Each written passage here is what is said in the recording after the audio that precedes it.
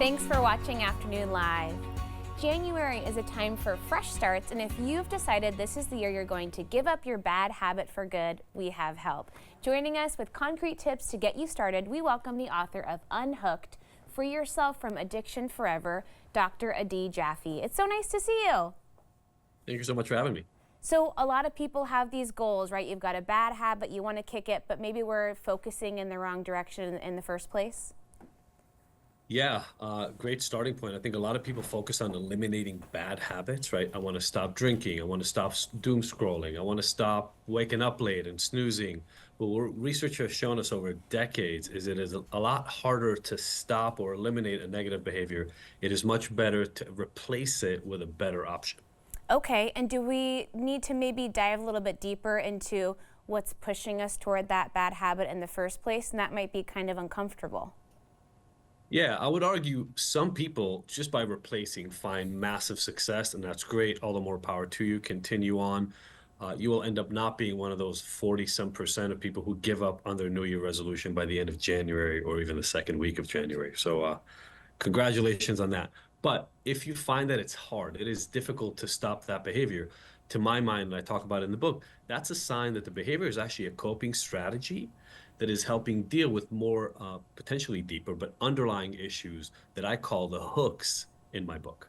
Well, and then there's something you call the rebound effect, right? Where maybe if we've taken the wrong approach, it can kind of even enforce that bad habit even worse for us moving forward.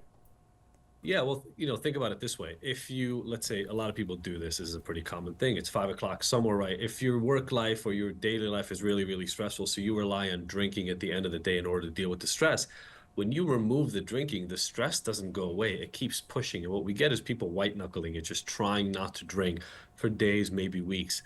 Eventually, what happens to a lot of people is that pressure, the stress, the anxiety, whatever it is that was pushing the behavior in the first place, gets so bad you say, well, forget about my resolution. I need to go back to the drinking. And you can get this rebound effect where things get worse instead of better. Yeah, it makes a lot of sense. Do you have examples or maybe places to start looking for something that might replace your vice, that might lead you in a more positive direction? Maybe folks that you've seen have success with certain habits before? Yeah, I mean, there are a ton of examples. It really depends on the behavior. I'll give you smoking, for example, is a big one. A lot of people have gradually quit smoking. I always tell people, make sure that the replacement behavior is as easy and accessible as whatever it is you're replacing it with. What do I mean by that? Let's say you say, I want to stop smoking, and you want to replace it with going to the gym. Well, if the gym is 30 minutes driving from your house and it's winter time and it's cold, the idea that instead of picking up something to smoke, you may do a 30-minute drive out to a gym is a little unrealistic for many, many people. So, we talk to people about having sunflower seeds in their pockets to just have something for that oral fixation. Or just, if you have a treadmill at home, going for a jog at your house. The list of replacement behavior is actually pretty long.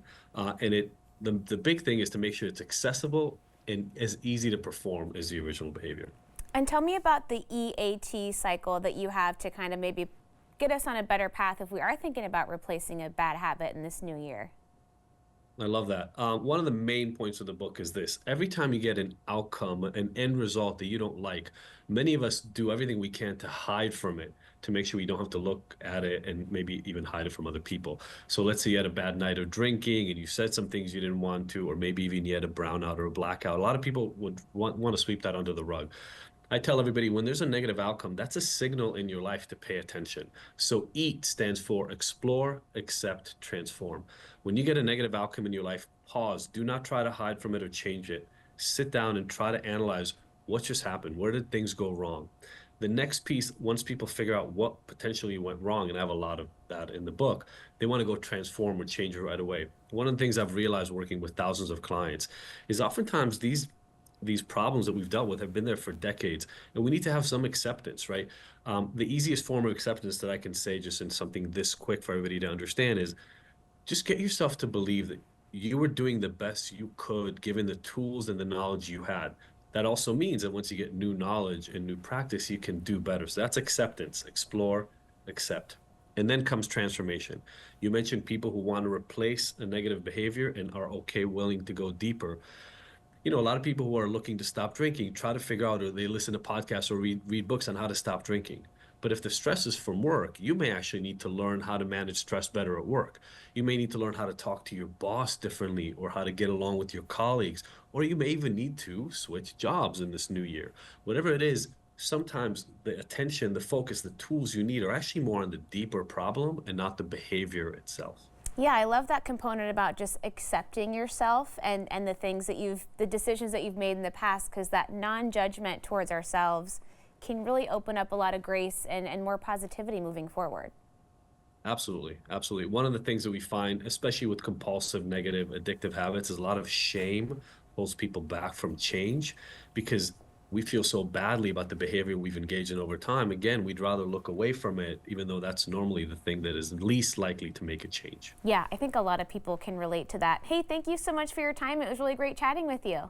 Thank you for having me. It's been great. Of course, Dr. Jaffe's book again is Unhooked, and we'll have more information on our website at katu.com. We'll be right back with more Afternoon Live right after this.